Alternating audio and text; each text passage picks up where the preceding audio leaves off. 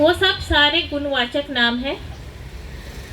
आज गणेश जी का आकार सभी देवी देवताओं से अलग क्यों है, ये मनन चिंतन करने वाली बात है। तो सबसे पहले गणेश जी का सर को देखते हैं। एनिमल ऑफ विजडम होता है हाथी, तो हाथी का सर मानो उनका विशाल बुद्धि।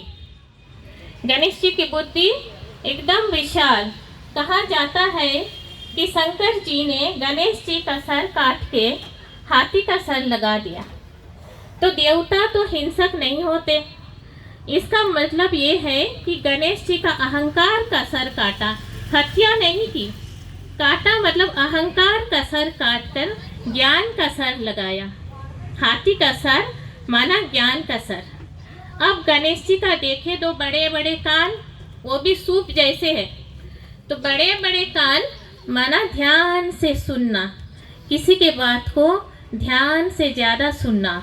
जैसे काउंसलर्स लोग होते हैं ना, वो लोग ध्यान से सुनते हैं तो आधी बीमारी ठीक हो जाती है, क्योंकि घर के लोग को सुनने की टाइम नहीं है, इसलिए एंजाइटी डिप्रेशन होते हैं। लेकिन अगर घर की लोग ही सुन ले तो काउंसलर के पास में जाने की जरूरत ही नहीं है।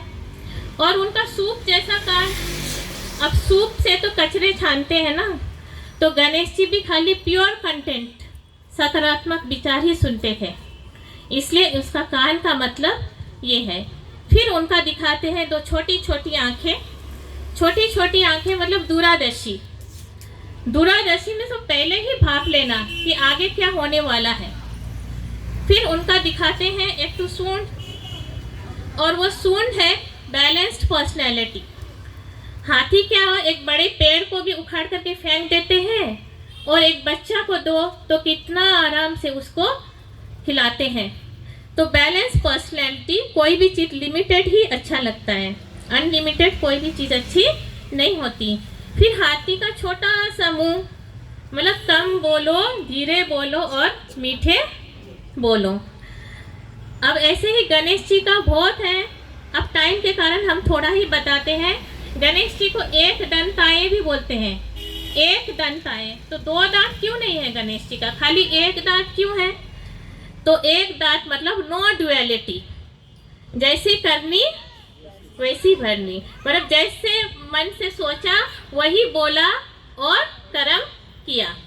तो इसका मतलब है एक दंताए, एक धर्म, एक भाषा, सब कुछ एक। तो उन्होंने एक परमात्मा में ध्यान लगाया था, इसलिए उनमें इतनी शक्ति थी।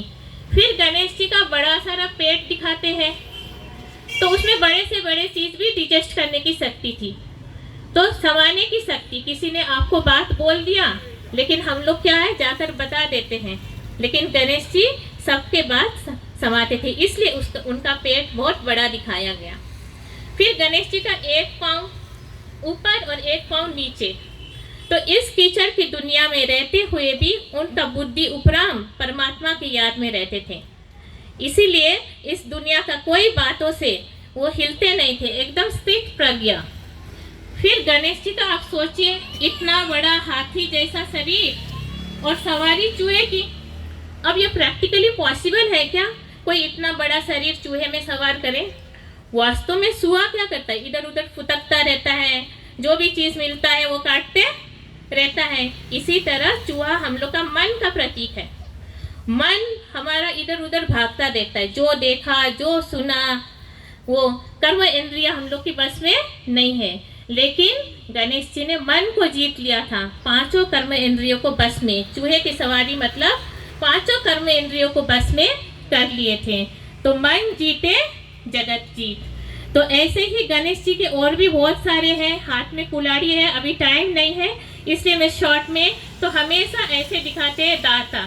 दाता माना देने वाला। तो आज गणेश जी को विघ्न विनाशक। तो आप देखिए हर घर में पहले बड़े बुजुर्ग लोग के पास में जाते थे सलाह लेने के लिए, और उनका प्रॉब्लम चुटकियों में सॉल्व हो जाते थे, क्योंकि वो लोग गणेश जी का सिर्फ पूजा नहीं करते थे। सुबह सुबह ब्रह्म मुहूर्त में उठ करके और सांझ को वो लोग गणेश जी का पूजा करते समय उनका चरित्रार्थ करते थे, उनका गुणों को धारण करते थे। लेकिन आज क्या हो रहा है, जय गणेश जय गणेश, जरा दूर देखना तो जय गणेश जय गणेश। अरे देखो तो गेट में कौन आया है। जय गणेश जय गणेश। अरे अभी रुक जाओ, थोड़ा देर पूजा कर लेने दो। तो आज ऐसे होते क्या, ऐसे में गणेश जी प्रसन्न हो गए। मंदिर में गए, गणेश जी का पूजा करे और आकर क्रोध कर दिए। तो ऐसे गणेश जी का पूजा करने से क्या कोई प्रसन्न होंगे? गणेश जी तब प्रसन्न होंगे जब गणेश जी का चरितार्थ करेंगे। कर्म ही पूजा है, उनका जो कर्म है वो हम लोग अपने जीवन में धारण करें। तो विघ्न विनाशक, तो मैं कहती हूँ गणेश जी, लोग कहते कि ब्रह्मा कुमारी पूजा पाठ नहीं करते, लेकिन हम लोग अंधविश्वास में नहीं मानते हैं, देखा सीखी नहीं करते हैं, लेकिन आध्यात्मिक रहस्य जानकर ज्ञान युक्त भक्ति। तो मैं कहती हूँ गणेश जी का चित्र हर जगह लगाइए, घर घर में लगाइए।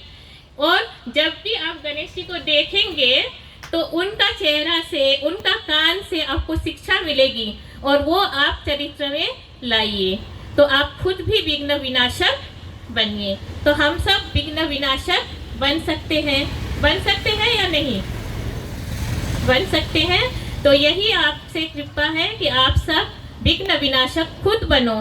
खाली गणेश जी का महिमा करके नहीं, खुद उनका चरित्र धारण करेंगे तो हम खुद ही विघ्न विनाशक बन जाएंगे, उनके जैसे मास्टर विघ्न विनाशक।